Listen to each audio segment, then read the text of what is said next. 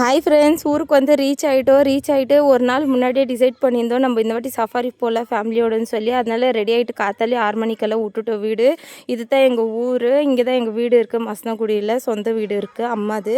அப்படியே சரி safari போகக்குள்ளேயே starting வந்து கரடி தான் இருந்துச்சு. ரொம்ப அழகாக இருந்துச்சு. இந்த கரடி க்யூட்டாக இருக்குது, குடு குடு குடுன்னு ஓடுது. அப்புறமா இந்த அனிமல் பேர் வந்து சம்பர் டியர்ன்னு சொல்கிறாங்க. நான் இவ்வளோ வருஷமாக இந்த ஊரில் இருக்கிறேன், இப்போ தான் ஃபஸ்ட் டைம் நான் பார்க்குறேன் இந்த அனிமலை.